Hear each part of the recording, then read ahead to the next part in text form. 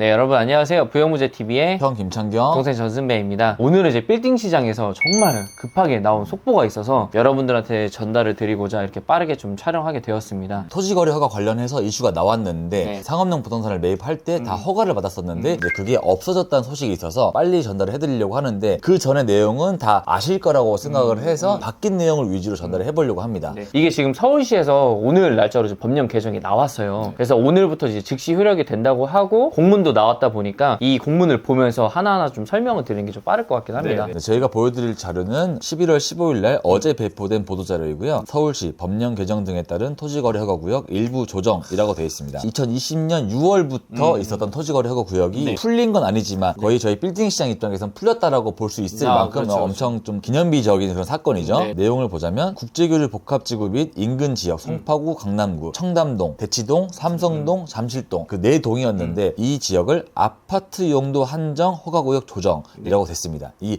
아파트라는 단어가 굉장히 중요한 게 뭐냐면 보통 주택을 풀어줬다고 생각할 수 있는데 아파트만 허가를 받으면 되는 거예요. 아파트를 제외한 모든 지역은 그냥 허가 없이도 일반적인 토지 거래 마냥 거래가 가능하다라는 내용입니다. 네, 맞습니다. 그래서 시는 15일 제18차 도시계획위원회를 열고 이 같은 내용의 토지거래 허가구역 조정안을 승인했다고 밝혔다. 토지거래 허가구역은 오는 16일 공고해 공고 즉시 효력을 발휘한다. 공고와 동시에 바로 토지거래 허가가 이제 일반 상업용 부동산은 없어졌다라고 보시면 될 것 같습니다. 기존에 이제 토지거래 구역 그 건물을 계약을 하려면 신청서를 냈어야 됐잖아요. 근데 이게 만약 토지거래 허가가 안 나오게 되면은 계약 자체도 좀 무효로 되는 상황들도 많았었기 때문에 오늘 바로 즉시 된다고 하면은 앞으로 이 삼성 대치나 청담을 투자하시는 분들이 좀 많이 몰릴 것 같은 그런 느낌도 들긴 하네요. 네, 여기 보시면 요약 내용이 있습니다. 국제교류 복합지구 및 인근 지역 지정 기간은 변경이 없어요. 네. 이게 2020년도부터 계속 이어왔던 건데 내년 6월 20일까지 진행되지만 지정 범위도 변경은 없고 하지만 지정 대상만 변경이 있는 거죠. 아파트 용도 한정 지정으로 바뀐 거고 대상도 아파트를 사는 경우에는 이 면적도 다 똑같습니다. 네네. 하지만 이게 굉장히 큰 이제 파급 효과를 줄 것 같다. 진짜 크다. 그래서 네, 라는 게 이제 저희 생각이고 지금 이게 지금 국제교류 복합지구 인근 지역에 대한 토지거래 허가 구역인데 사실 잠실동 같은 경우에는 아파트 지역이 좀 많기 때문에 막상 상업용 부동산에 들어갈 곳은 여기밖에 없어요. 그렇게 엄청 뭐 불편했다라고 하는 건 없었는데 이 지역 청담과 삼성, 대치 이 지역은 워낙 건물들이 많이 있어서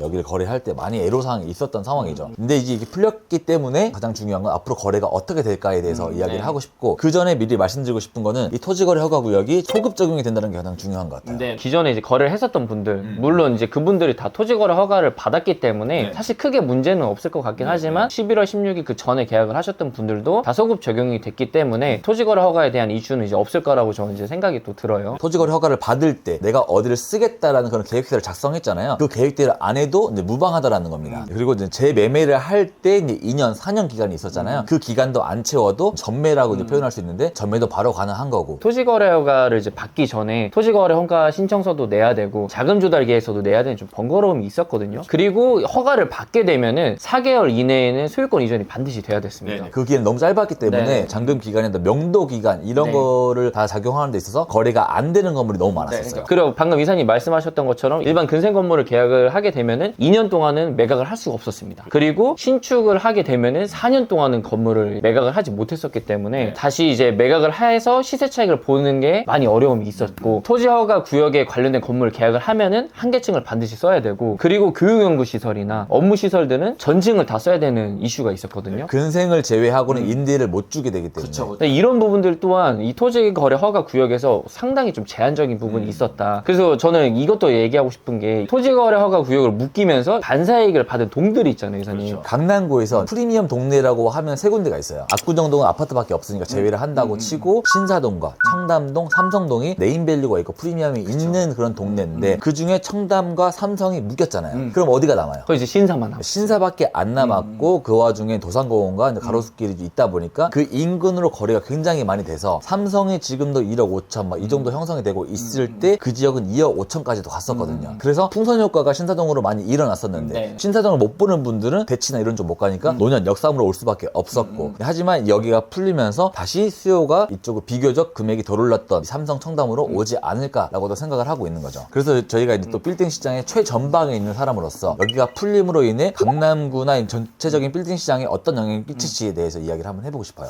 근데 일단은 기본적으로 청담이랑 삼성 대치 건물 찾아주세요. 왜냐면 기존에 한 개층 쓰는 것도 부담인 분들이 꽤 많았어요. 네. 저희한테 이 지역을 지금 바로 찾아달라고 그게 첫 번째로 바뀔 것 같고, 근데 제가 오늘 좀 아쉬웠었던 게 뭐냐면 이사님, 그 기존의 이 제한 때문에 금액을 좀 낮게 판 매도자분들도 꽤 있었잖아요, 그렇죠. 사실. 네. 근데 그런 분들도 지금 이 구역이 묶여있기 때문에 그렇게 매각을 했었던 거지, 이게 해제가 된다 그러면 사실 좀 저렴하게 사기는 쉽지는 않다라는 저는 생각이 들어요. 저는 좀 다른 의견인 게 그동안 팔고 싶어도 못 팔았던 그런 건물들이 많이 있지 않나라고 생각을 해요. 아. 이런 매물들이 공급이 된다라고 하면 그 수요보다 공급이 더 많을 수도 있지 않을까라는 생각을 하는 거죠.